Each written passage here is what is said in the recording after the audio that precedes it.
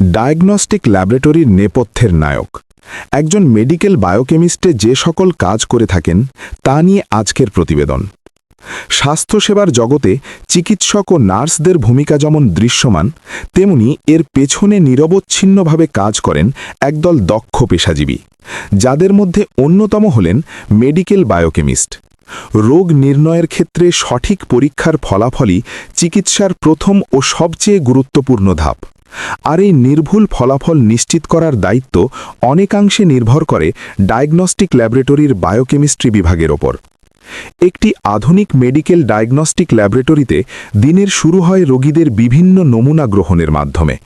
রক্ত, মূত্র, serum, plasma কিংবা শরীরের অন্যান্য তরল এসব নমুনা গ্রহণ করে সেগুলো যথাযথভাবে লেবেলিং, সংরক্ষণ ও যাচাই করা একজন মেডিকেল বায়োকেমিস্ট্রির গুরুত্বপূর্ণ দায়িত্ব।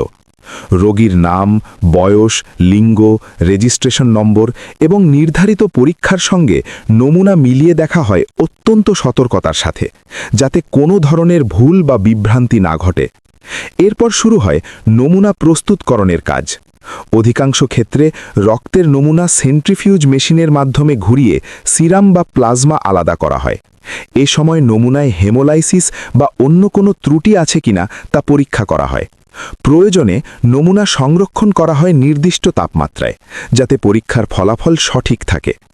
নমুনা প্রস্তুত হওয়ার পর শুরু হয় মূল পরীক্ষার ধাপ।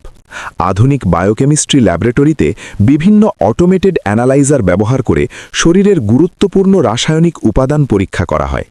এর মধ্যে রয়েছে রক্তের গ্লুকোজ পরীক্ষা, যা ডায়াবেটিস শনাক্ত করতে সহায়তা করে; লিভার ফাংশন টেস্ট, যা লিভারের ক্ষতি বা হেপাটাইটিসের লক্ষণ নির্দেশ করে; কিডনি ফাংশন টেস্ট, যা কিডনির কার্যকারিতা সম্পর্কে গুরুত্বপূর্ণ তথ্য দেয়; লিপিড প্রোফাইল, যা হৃদরোগের ঝুঁকি মূল্যায়নে ব্যবহৃত হয়; এবং থাইরয়েড হরমোন পরীক্ষা, যা শরীরের বিপাকক্রিয়া নিয়ন্ত্রণকারী হরমোনের ভারসাম্য নির্ণয় করে।